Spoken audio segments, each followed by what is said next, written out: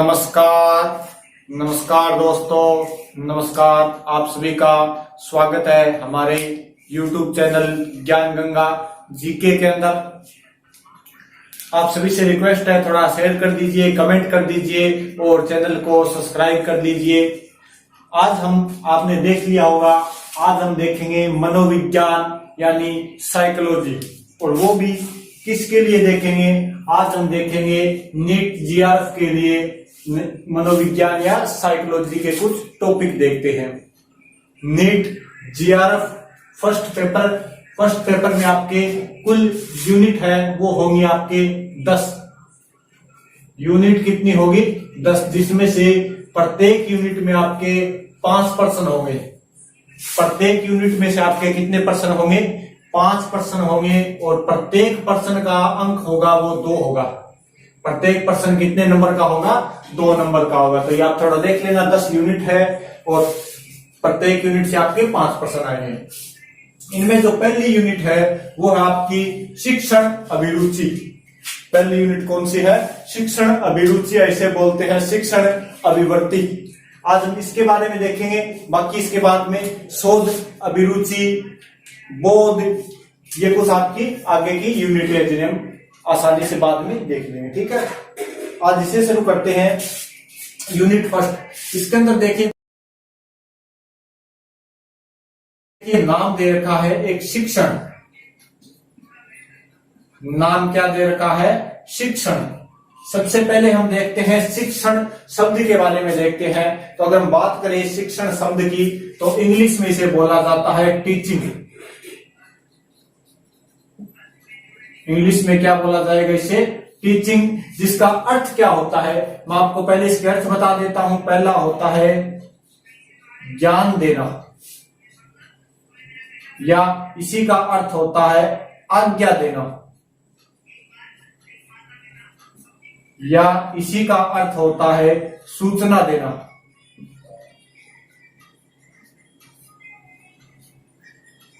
अभी हमने शुरू नहीं किया है, थोड़ा हम इसके बारे में देख रहे हैं। सबसे पहले हम देखेंगे शिक्षण अभिरुचि। शिक्षण अभिरुचि में आपके शब्द आता है शिक्षण। शब्द आता है शिक्षण। शिक्षण को अंग्रेजी में कहते हैं टीचिंग, जिसका मतलब क्या होता है? ज्ञान देना, आज्ञा देना या सूचना देना। कैसे होता है? देखिए, पहला लिखा हुआ है ज्ञान देना। ज्ञान देने का मतलब हो गया कि एक चीज ध्यान रखना, आपको 2 फैक्ट है वो पहले बता देता हूं। यहां पर देखिए, एक शब्द आएगा आपके शिक्षण, एक शब्द आएगा आपके अधिगम।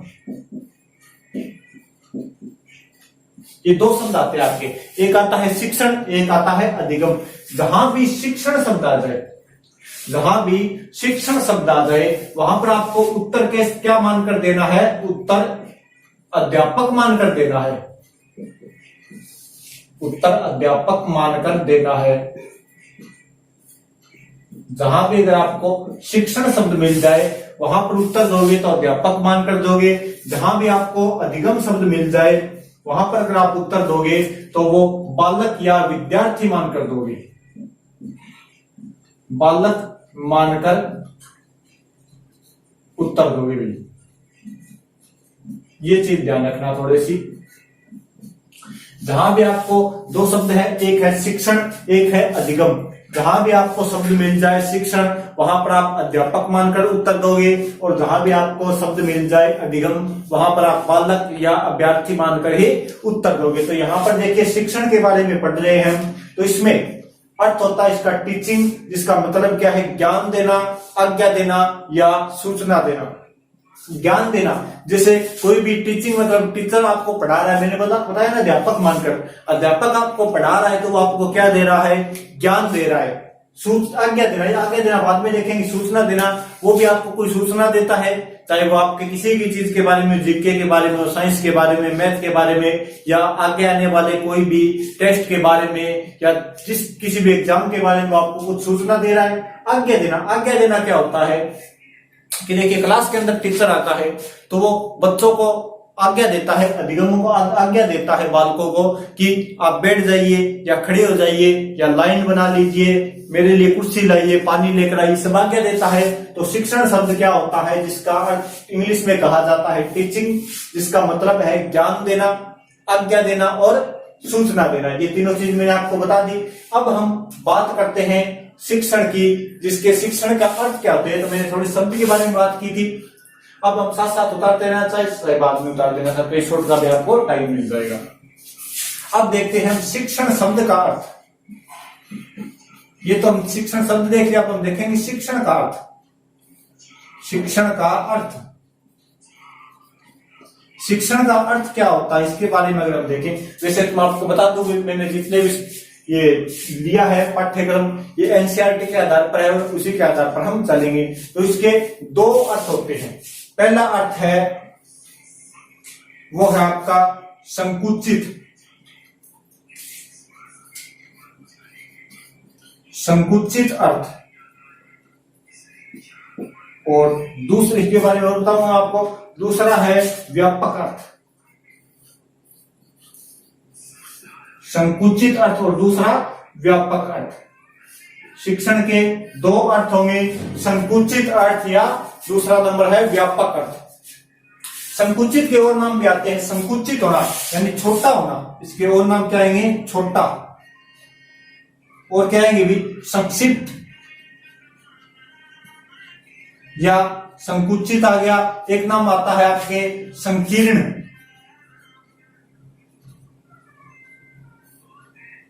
ये कुछ इसके अलग नाम आते हैं, छोटा, संक्षिप्त, संकुचित या संकीर्ण, ये इसके नाम आते हैं। जैसे मैं आपको बता देता हूं, संकुचित होना, हम कहते हैं कि जब हम श्वास अंदर लेते हैं तो हमारे फेफड़े क्या है, फूलते हैं, जब हम श्वास बाहर छोड़ते हैं तो हमारे फेफड़े क्या है, संकुचित हो जाते हैं, यानी छोटे हो जाते हैं, वापस वो फुस हो जाते हैं या उनमें में से वो वापस चिपक जाते हैं, वैसे ही वो छोटे हो जाएंगे। संक्षिप्त आपको पता है, छोटा, संकीर्ण, हम कहते हैं कि वो घाटी संकीर्ण घाटी है, यानी वो छोटी घाटी है जहां से बहुत आसानी से नहीं जा सकता, वो संकीर्ण हो गया, तो इसे कहा जाता है संकुचित को छोटा, संक्षिप्त या संकीर्ण। ये इसकी चीजें ध्यान रखना।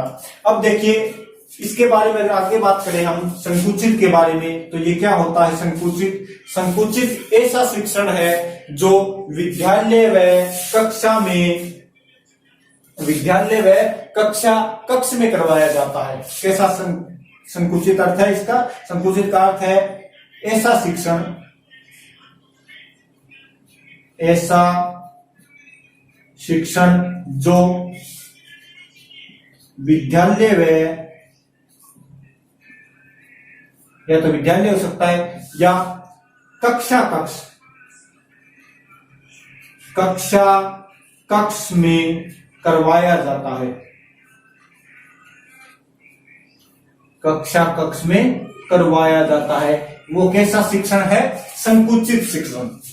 कैसा शिक्षण है, संकुचित शिक्षण। जैसे आपकी क्लास चल रही है, तो क्लास के अंदर जो आपको मैटर कराया जा रहा है छोटा कर, वो क्या होगा, आपके संकुचित शिक्षण के अंदर आ जाएगा। जो आपको ज्ञान दिया जा रहा है, किसके द्वारा, शिक्षक के द्वारा जो आपको ज्ञान दिया जा रहा है, अध्यापक के द्वारा, वो आपके इसके अंदर क्या आ जाएगा, संकुचित अर्थ के अंदर आ जाएगा, संकुचित के अंदर आ जाएगा। इसके बारे में और बात करेंगे, पहले हम व्यापक के बारे में देख लेते हैं। व्यापक क्या होता है, ऐसा शिक्षण, ऐसा शिक्षण, दोनों शिक्षण के रूप है। तो ऐसा शिक्षण जिसमें औपचारिक व अनौपचारिक क्रियाएं होती है, ऐसा शिक्षण जिसमें औपचारिक, आपको इनके शब्द क्या बताऊंगा, औपचारिक व अनौपचारिक, औपचारिक व अनौपचारिक क्रियाएं होती हैं, क्रियाएं होती है। वो कैसा शिक्षण हो गया आपके, वो हो गया आपकी व्यापक शिक्षण। मैंने आपको शिक्षण के अर्थ में दो बताए। पहला संकुचित, दूसरा व्यापक। संकुचित में क्या होगा, ऐसा शिक्षण जो कक्षा में दिया जाता है, आमने सामने बैठे कक्षा के अंदर या विद्यालय के अंदर आपको जो बता दिया वो किस में आएगा, संकुचित शिक्षण में। व्यापक में औपचारिक व अनौपचारिक दोनों क्रियाएं होती है, यानी आप ऑफलाइन भी हो सकते हो, ऑनलाइन भी हो सकते हो, औपचारिक भी हो सकता है, अनौपचारिक भी हो सकता है, वो किस में आएगा, आपके व्यापक के अंदर आएगा। ठीक है, अब देखिए अपने भारत के अंदर दो मनोवैज्ञानिक हुए थे, एक का नाम था पाठक और दूसरे का नाम त्यागी। पाठक व त्यागी के अनुसार, पाठक व त्यागी के अनुसार ऐसा शिक्षण जिसमें निश्चित समय व निश्चित विषय हो, इस शिक्षण के बारे में क्या बताया पाठक व त्यागी ने, निश्चित समय, निश्चित समय प्लस निश्चित विषय। ये बात किसने बताई है, पाठक व त्यागी ने। पाठक व त्यागी दो मनोवैज्ञानिक हुए भारत के, इन्होंने बताया है संकुचित शिक्षण के बारे में कि ऐसा शिक्षण जिसमें निश्चित समय व निश्चित विषय होते हैं वो कैसा होता है, संकुचित अर्थ होता है उसका, या संकुचित शिक्षण होता है। कैसे, निश्चित समय, जैसे कोई भी आप मान लो लेक्चरर बन गए कॉलेज के अंदर, उसके बाद आपका कॉलेज का टाइम है 10 बजे का, तो ये थोड़ी ना आपकी निश्चित समय वो तो 10 बजे का, ये थोड़ी ना आपकी लेक्चरर बन गए तो आप 12 बजे या 2 बजे लगाओगे कॉलेज। आपका जो निश्चित समय वही रहेगा। निश्चित विषय, आपका जो विषय आपने मान लो आप हिस्ट्री पढ़ाते हो, तो ये थोड़ी ना आप जाकर क्लास में बोल दो कि आज मैं आपको मैथ पढ़ाऊंगा। आपका निश्चित विषय होगा और निश्चित क्या होगा, समय होगा। ये बात कौन बोलते हैं, पाठक व त्यागी। तो इतनी चीजें मेरे हिसाब से आपके समझ में आ गई होगी। नॉर्मल बातें हैं ये आपके शिक्षण के बारे में। अब इतनी चीजें या तो उतार लीजिए या क्या कर लीजिए, आप स्क्रीनशॉट ले लीजिए। इसके बाद में हम देखेंगे शिक्षण की परिभाषाएं, जो अलग अलग विद्वानों ने अलग अलग दिए वो चीजें देखेंगे। तो आप एक बार स्क्रीनशॉट ले लीजिए।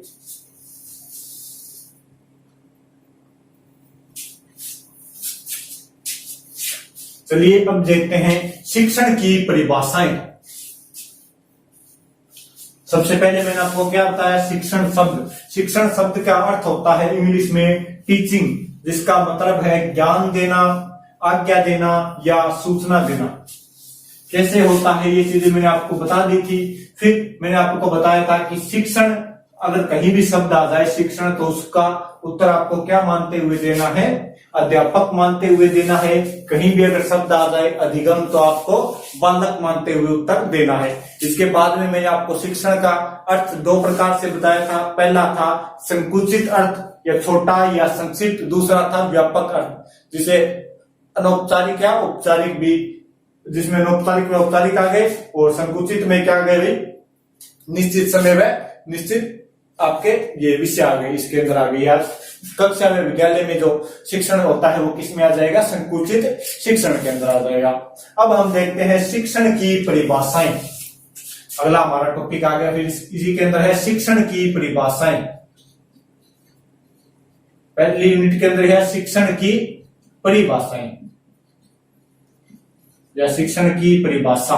अलग अलग विद्वानों ने अलग अलग दी है। आपको मैं कई विद्वानों की परिभाषाएं बता दूंगा, जिसके आधार पर आप अच्छे से इसे पढ़ सकते हो। पहली आती है आपकी हफ व ढक्कन के अनुसार।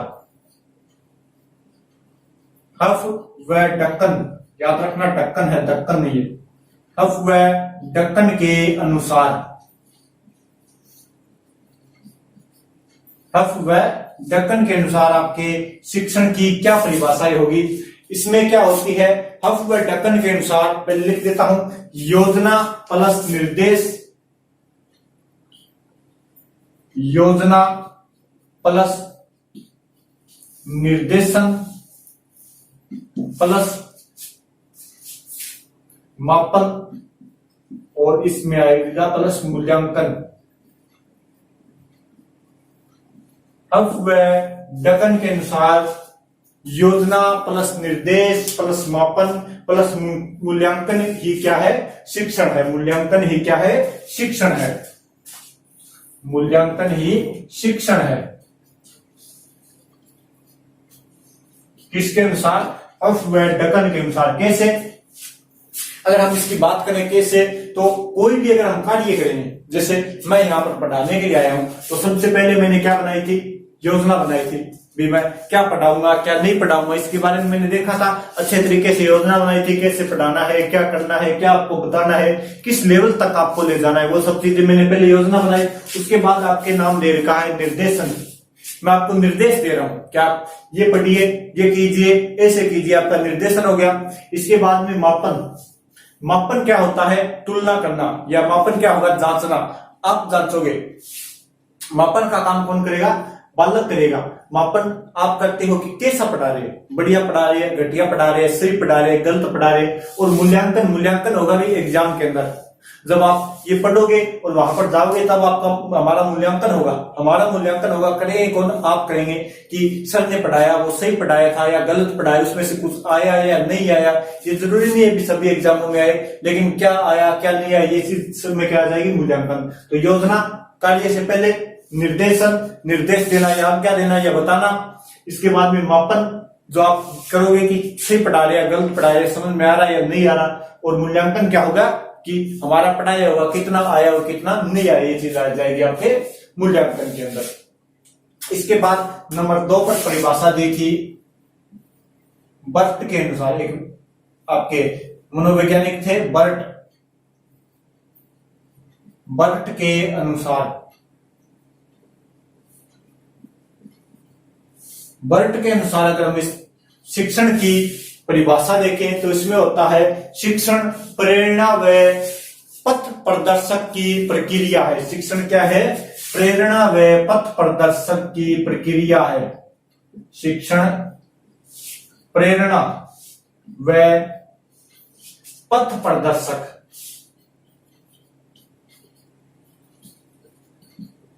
पथ प्रदर्शक की प्रक्रिया है। पथ प्रदर्शक की क्या है, प्रक्रिया है। किसके अनुसार, बर्ट के अनुसार। बर्ट के अनुसार शिक्षण प्रेरणा व पथ प्रदर्शक की प्रक्रिया है। यानी मनोवैज्ञानिक बर्ट क्या बताता है कि जो शिक्षण है वो क्या है, प्रेरणा, यानी इससे हमें क्या मिलता है, कुछ प्रेरणा मिलती है। जैसे बालकों को प्रेरित करना, शिक्षण के अंदर क्या है, बालकों को प्रेरित किया जाएगा। हम बालकों को प्रेरित करेंगे कि आप पढ़िए, पढ़ने से ये होगा वो होगा, आपको पैसा मिलेगा, आप नौकरी लगोगे, ये करोगे वो करोगे। पथ प्रदर्शक, हम उनका पथ प्रदर्शक करें कि आप ऐसे पढ़िए, यहां से पढ़िए, इतना पढ़िए, इसके बाद ये करिए, फिर वो करिए, आपको इस तरीके से नौकरी मिल जाएगी, आप कामयाब हो जाओगे। तो शिक्षण क्या है, प्रेरणा व पथ प्रदर्शक की प्रक्रिया है। किसके अनुसार,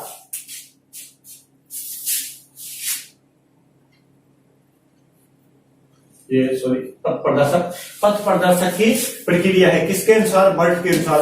हफ व डकन के अनुसार योजना प्लस निर्देश प्लस मापन व मूल्यांकन ही शिक्षण है। और बर्ट के अनुसार शिक्षण प्रेरणा व पथ प्रदर्शक की प्रक्रिया है। नंबर 3 पर देखते हैं थाइन के अनुसार। नंबर 3 पर आ जाएगा आपके थाइन के अनुसार।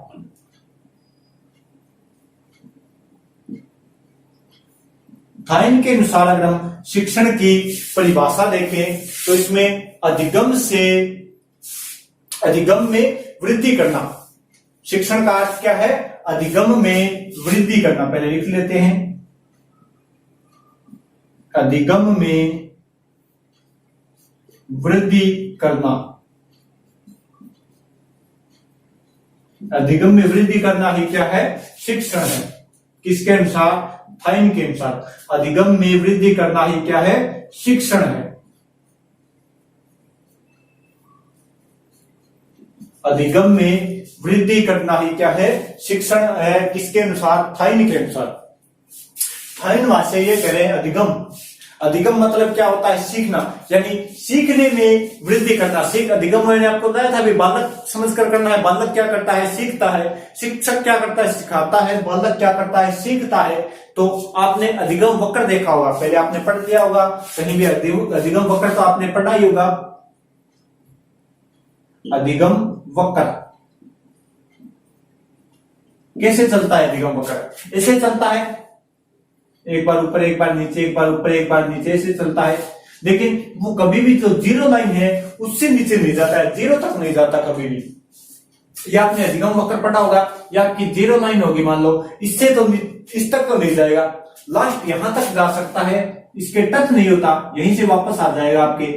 तो अधिगम वक्र इसमें कहते हैं कि अधिगम मतलब होता है सीखना, सीखने में कुछ न कुछ वृद्धि होगी। माना ये नहीं हो सकता कि आप मेरे से पढ़े या किसी और से भी पढ़ो, मान लो कोई भी आपको अध्यापक पढ़ा रहा है और आपका सीखने का लेवल बिल्कुल जीरो तो नहीं जाए, कम से कम आप 1% या 0.0001% तो आप वहां पर सीखोगे, कुछ न कुछ आप सीखते हो इसमें, यानी आपके सीखने में कुछ न कुछ वृद्धि होती है। तो इसी को क्या कहा जाता है, शिक्षण। किसके अनुसार, थाइन के अनुसार। यानी थाइन महाशय कहते हैं कि आपके अधिगम यानी सीखने में कुछ न कुछ तो वृद्धि होगी, आप कुछ न कुछ तो चीज सीखोगे। चाहे आप 2 घंटा की क्लास में मात्र एक शब्द सीखो, लेकिन आप सीखोगे जरूर। ये क्या है, शिक्षण है। किसके अनुसार, थाइन के अनुसार। इसके बाद में नंबर 4 पर आता है B.O. Smith. B.O. Smith. B.O. Smith के अनुसार शिक्षण क्या है, शिक्षण सीखने हेतु उत्साह जागृत करना। शिक्षण क्या है, सीखने हेतु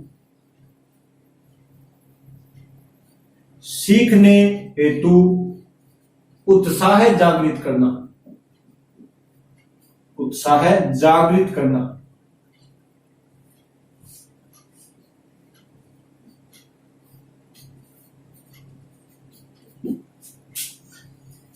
B.O. स्मिथ के अनुसार शिक्षण क्या है, सीखने हेतु उत्साह जागृत करना।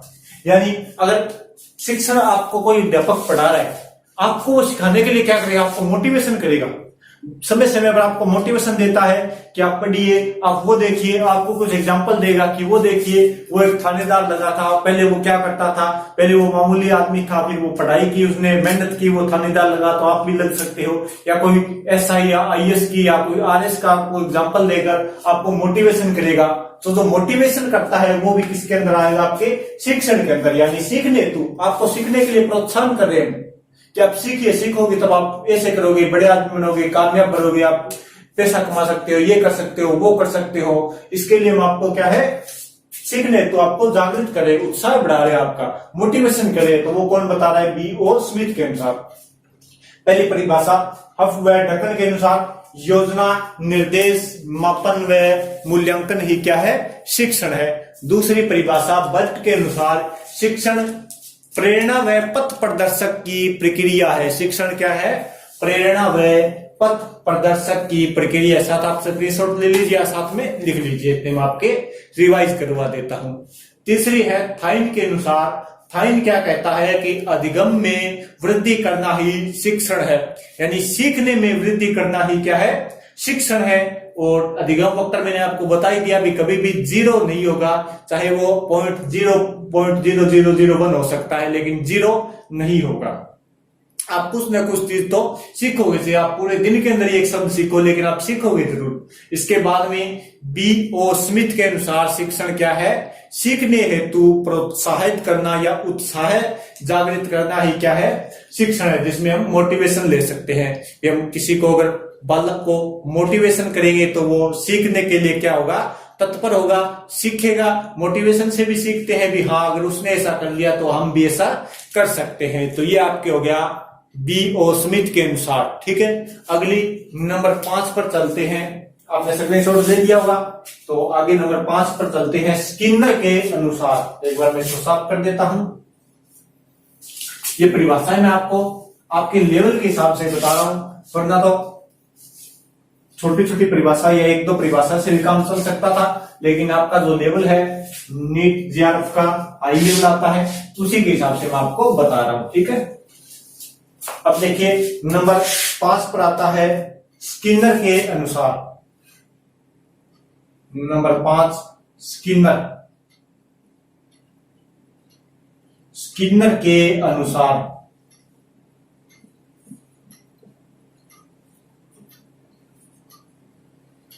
स्किनर के अनुसार शिक्षण क्या है। इसमें देखिए स्किनर के अनुसार शिक्षण है, शिक्षण पुनर्बलन की स्किनर महाशय क्या कहते हैं कि शिक्षण पुनर्बलन। पुनर्बलन क्या होता है आपको बताऊंगा कि शिक्षण पुनर्बलन की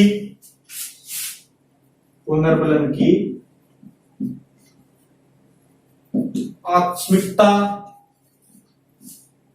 शिक्षण पुनर्बलन की आकस्मिकता का क्रम है। स्किनर के अनुसार शिक्षण क्या है? पुनर्बलन की आकस्मिकता का क्रम। यानी पुनर्बलन क्या होता है देखिए, इसमें थोड़ा ध्यान देना। पुनर्बलन आपको एग्जांपल देकर समझाता हूं कि आपकी क्लास चल रही है, उसके अंदर अध्यापक है, आपसे अध्यापक ने कोई सवाल पूछा, आपने उसका जवाब दे दिया, लेकिन अध्यापक ने कोई रिस्पॉन्स नहीं दिया, तो वो कोई आपके शिक्षण के अंदर नहीं आएगा। यानी ये स्किनर महाशय कहते हैं, आपको सीधी भाषा में बता देता हूं कि आपसे अगर कोई भी सवाल पूछा जाए तो आप उसका पुनर्बलन अथवा उसका जवाब दीजिए। क्या है? वही क्या है? शिक्षण है। कौन कहता है? स्किनर। जैसे आपसे किसी टीचर ने सवाल पूछा, आप उसका जवाब दे देते हो। अब टीचर को रिस्पॉन्स देना चाहिए कि आपने सही बताया, गलत बताया, या आधा सही आधा गलत बताया, या आपने क्या गलत बताया क्या सही बताया, वो आपको रिस्पॉन्स देना चाहिए। वो ही क्या है? स्किनर के अनुसार क्या है? शिक्षण है। पुनर्बलन यानी कि वापस उसके ऊपर विचार करना, वापस उसके बारे में बताना, वापस उसको जवाब देना ही क्या है? पुनर्बलन है। और उसी को कौन मानता है? स्किनर मानता है शिक्षण। ठीक है। जैसे अगर मान लो आपको एग्जांपल दूंगी, आपने मेरे से कोई सवाल पूछा, मैं कल आपको उसका उत्तर बताऊं, आज मैं कुछ नहीं बोलूं, सीधा चला जाऊं और फिर मैं कल आपको उसका उत्तर बताऊं, तो ये शिक्षण के अंदर नहीं आएगा। ठीक है। या मैंने आपसे कोई सवाल पूछा, आपने मेरे को सही सही उत्तर दे दिया, फिर मैं उसके ऊपर कोई रिस्पॉन्स न दूं, भी आपने बढ़िया बताया, गलत बताया, कहां से देखा कहां से नहीं देखा, इसके बारे में मैं कोई रिस्पॉन्स न दूं, सीधा चुपचाप यहां से चला जाऊं, और फिर क्या आगे मैं आपसे सवाल पूछूंगा तो क्या आप जवाब दोगे? फिर भी आप नहीं दोगे, चाहे आपको आता हो। तो वो क्या है? शिक्षण क्या है? पुनर्बलन की प्रक्रिया ही क्या है? शिक्षण है। आता और जवाब देना ही क्या है? शिक्षण है। ठीक है। ये इसके ऊपर विचार विमर्श करना। नंबर 6 पर आता है, ये ध्यान रखना, स्किनर वाला थोड़ा सा पुनर्बलन ये थोड़ा ध्यान कर लेना। राइबन के अनुसार, राइबन का बाद में देखेंगे, पहले देखिए राइबन के अनुसार, राइबन के अनुसार शिक्षण क्या है? राइबन के अनुसार शिक्षण शिक्षण के क्या होते हैं? 3 बिंदु होते हैं। राइबन के अनुसार शिक्षण के 3 बिंदु होते हैं। शिक्षण के 3 बिंदु होते हैं। पॉइंट ऑफ थ्री शिक्षण के। ठीक है। शिक्षण के 3 बिंदु होते हैं। इसके अनुसार, राइबन के अनुसार कौन कौन से होते हैं, इनकी भी बातें करेंगे। नंबर 1 पर आएगा आपके शिक्षक। नंबर 1 पर क्या आ गया? शिक्षक। नंबर 2 पर क्या आ गया? पाठ्यक्रम। शिक्षक, पाठ्यक्रम, और नंबर 3 पर आएगा आपके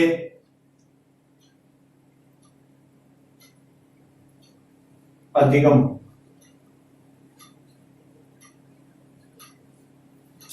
नंबर 3 पर क्या आएगा? अधिगम कर्ता। अधिगम कर्ता यानी बालक। अधिगम कर्ता क्या हो गया? बालक। या आप शिक्षार्थी भी बोल सकते हो, विद्यार्थी भी बोल सकते हो इसको। राइबन के अनुसार शिक्षण के कितने बिंदु है? 3 बिंदु होते हैं। शिक्षक, पाठ्यक्रम और अधिगम कर्ता। शिक्षक, पाठ्यक्रम और अधिगम कर्ता। शिक्षक क्या है? शिक्षक जो आपको आगे बढ़ा रहा है, जैसे मैं हुआ आपके। ठीक है। आपके लिए मैं शिक्षक हूं। पाठ्यक्रम जो मैं आपको ये करा रहा हूं, ये पाठ्यक्रम ही है। मैंने भाई सबसे पहले मैं शिक्षक हो गया, पाठ्यक्रम मैंने देखा कि आपको क्या करवाना है, क्या नहीं करवाना, कैसे करवाना है, किस लेवल का करवाना हो। अगर मैं यहाँ पर आकर आपको, आपकी क्लास चल रही है नेट डीआरएफ की, आप पढ़ रहे हो नेट डीआरएफ का, अगर आकर मैं आपको रीड का या आपको नॉर्मल लेवल करवाने लग जाता तो क्या आपको पढ़ लेते? आप नहीं पढ़ते। तीसरा क्या होता है? अधिगम कर्ता, जो आप पढ़ रहे हो, मैं, ये पाठ्यक्रम और आप तीनों ही क्या है? शिक्षण के अंदर आते हो। ये बात कौन बताता है? राइबन। ये बात कौन बताता है? राइबन ये बात आपको बताता है। इसके बाद में नंबर 7 पर आएगा राइम्स। ध्यान रखना नाम एकदम एक एक शब्द का ही फर्क है। राइबन और राइन्स। राइन्स के अनुसार,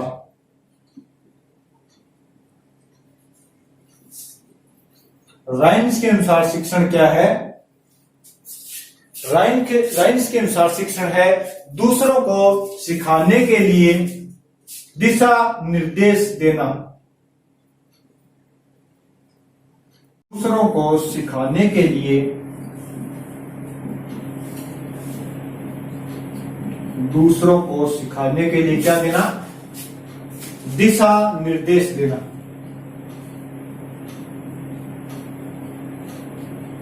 दिशा निर्देश देना ही क्या है? शिक्षण है। किसके अनुसार? राइन्स के अनुसार। और राइबन के अनुसार शिक्षा के शिक्षण के 3 बिंदु हुए, शिक्षक, पाठ्यक्रम और अधिगम करता, ये 3 बिंदु होते हैं। और राइन्स के अनुसार क्या होता है कि दूसरों को सिखाने के लिए जो दिशा निर्देश दिए जाते हैं वो क्या है? शिक्षण है। कैसे कि देखिए, अध्यापक होता है, अध्यापक द्वारा बताया जाता है, बालक को निर्देश दिया जाता है, ये दिशा निर्देश दिया जाएगा कि आप ऐसे पढ़िए या आप ये चीज पढ़िए, तो उससे क्या होगा? बालक का ज्ञान बढ़ेगा, वो सीखेगा। वही चीज क्या है? शिक्षण है। किसके अनुसार? राइन्स के अनुसार।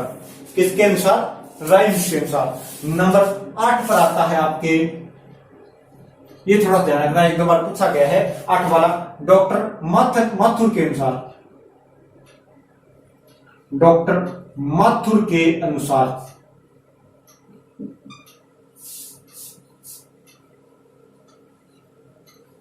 डॉक्टर माथुर के अनुसार एक चीज आपने आप थोड़ी नोटिस करना, स्किनर, अब वह डकन, राइबन, राइन्स, ये सभी नाम क्या है? विदेशी नाम। तो ये विदेशी है, लेकिन डॉक्टर माथुर अपना वाला नाम है, तो ये भारतीय मनोवैज्ञानिक है। क्या है? भारतीय मनोवैज्ञानिक है। ये क्या बोलते हैं कि शिक्षण का अर्थ है कि विद्यार्थी को ऐसे अवसर देना जिनसे वह अपनी समस्याओं का समाधान कर सके। कि विद्यार्थी को ऐसे अवसर देना, ऐसे अवसर देना जिससे वह अपनी समस्याओं का समाधान कर सके, अपनी समस्याओं का क्या कर सके? समाधान कर सके। समस्याओं का समाधान कर सके। ये बात कौन बोलता है? डॉक्टर माथुर। ये थोड़ी ध्यान में रखते हैं, लगा लो इसके बारे में, ये 1-2 बार पूछेगी ये भी थोड़ी सी, ठीक है? तो हो सकता है दोबारा भी पूछ ले। ये डॉक्टर माथुर ये कहते हैं कि विद्यार्थी को ऐसे अवसर देना जिससे वह अपनी समस्याओं का क्या कर लेगा भाई?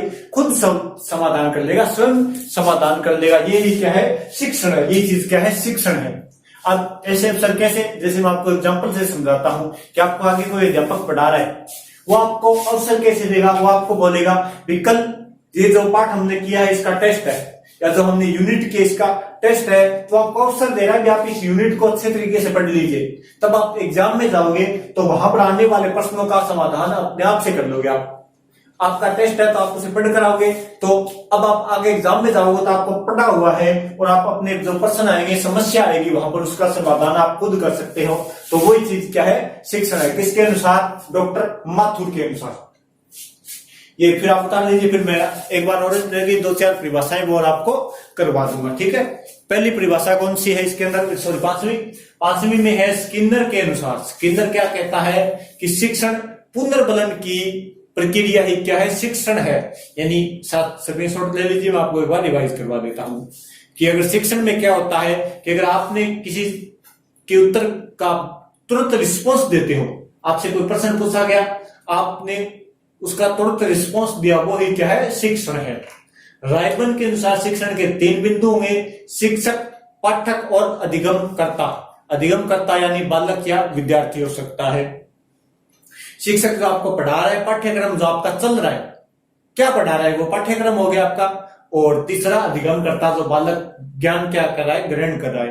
तो 7वां हो गया राइन्स के अनुसार। राइन्स के अनुसार दूसरों को सिखाने के लिए दिशा निर्देश देना ही क्या है? शिक्षण है। दूसरों को सिखाने के लिए दिशा निर्देश देना ही क्या है? शिक्षण है। ये बात कौन बोलता है? ये बात बोलता है राइम्स। यानी अध्यापक बच्चों को पढ़ाने के लिए दिशा निर्देश देता है कि ये से पढ़िए, ये चीज पढ़िए, यहां से पढ़िए, इतना पढ़िए, ये दिशा निर्देश हो गए और ये ही क्या है? शिक्षण है। 8 नंबर पर आ गए आपके डॉक्टर माथुर। डॉक्टर माथुर क्या कहते हैं कि विद्यार्थी को ऐसे अवसर देना, विद्यार्थी को ऐसे अवसर देना जिससे वह अपनी समस्याओं का समाधान स्वयं कर सके। यानी अगर टीचर ने उसको बढ़िया तरीके से पढ़ाया है, बढ़िया तरीके से उसको याद करवाया, उसको अवसर दिए, समय समय पर बोला है कि आप ये याद कीजिए, ये याद कीजिए, और फिर आगे एग्जाम में चलकर वो उसकी समस्याओं का क्या करेगा? खुद ही समाधान कर सकता है। उसको सब कुछ आता होगा, याद होगा, तो अपनी समस्याओं का समाधान कर लेगा, आने वाले क्वेश्चन कर देगा। तो वो क्या है? शिक्षण है। किसके अनुसार? डॉक्टर माथुर के अनुसार। ये ध्यान रखना थोड़ा। डॉक्टर माथुर कहाँ के है? भारत के मनोवैज्ञानिक है। इसके बाद में एक तो परिभाषा हो जाएगी, वो देख लेते हैं। पूरा डिटेल मेरी तरफ से दो। इसके बाद परिभाषा आती है गेज के अनुसार। इसके बाद परिभाषा किसकी आएगी? गेज के अनुसार।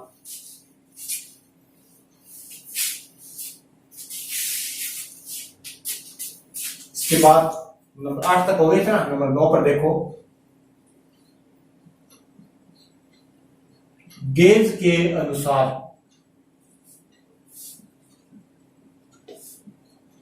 गेज महाशय क्या कहते हैं शिक्षण के बारे में? गेज महाशय कहते हैं कि शिक्षण का उद्देश्य दूसरों के व्यवहार में वांछित परिवर्तन करना। क्या है शिक्षण का उद्देश्य? शिक्षण का उद्देश्य दूसरों के व्यवहार में, दूसरों के व्यवहार में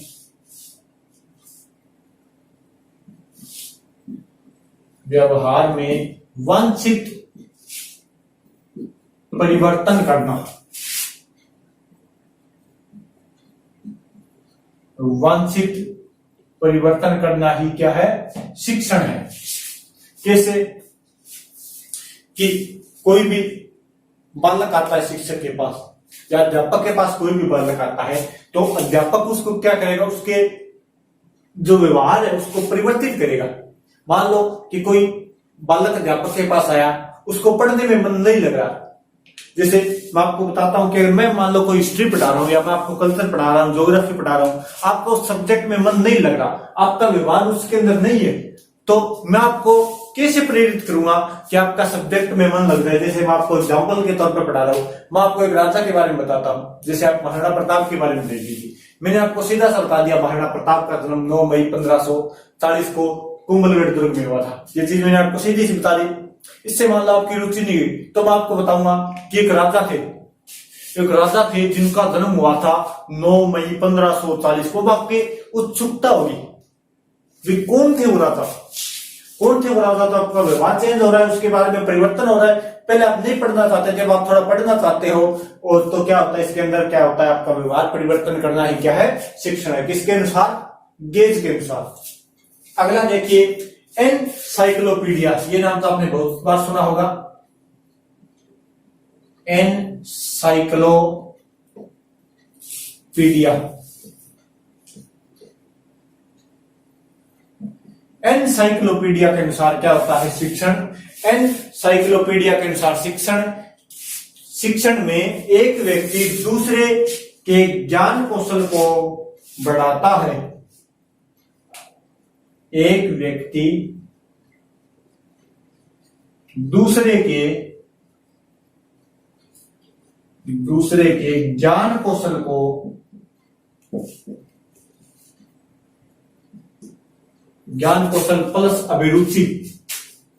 प्लस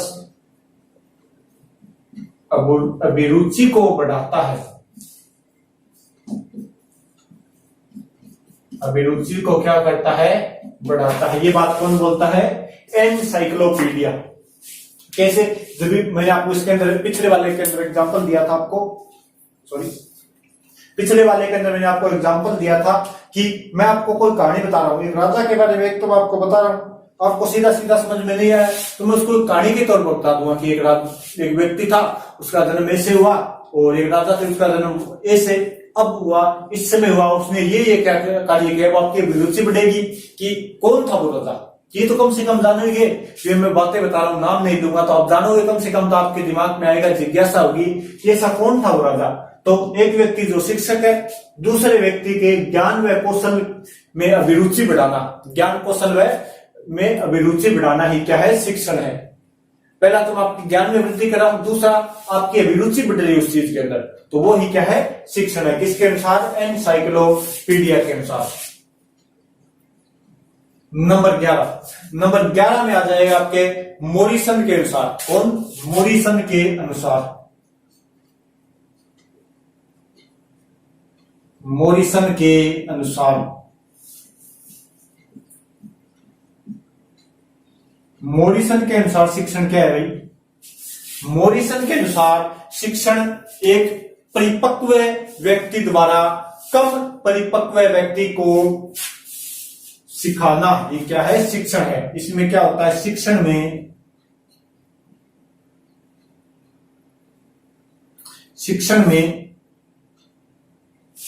परिपक्व व्यक्ति द्वारा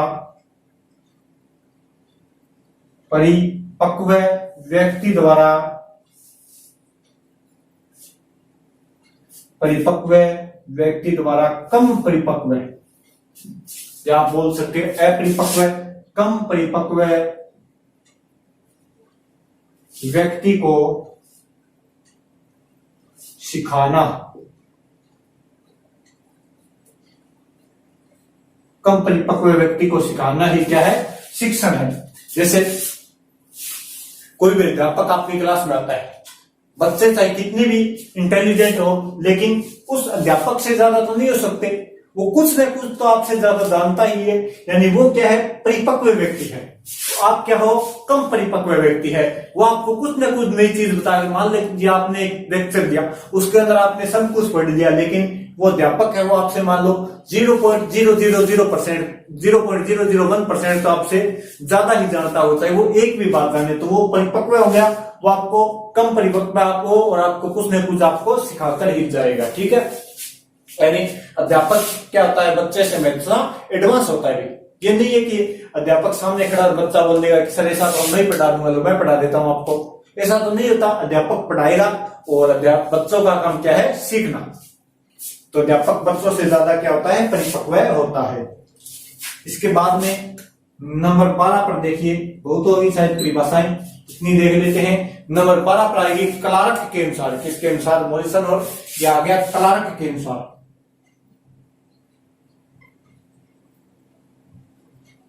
क्लार्क के अनुसार, क्लार्क के अनुसार भी शिक्षण क्या है। क्लार्क के अनुसार शिक्षण में संचालन की व्यवस्था इसलिए की जाती है कि बालक में वांछित परिवर्तन किया जा सके, कि शिक्षण में संचालन की व्यवस्था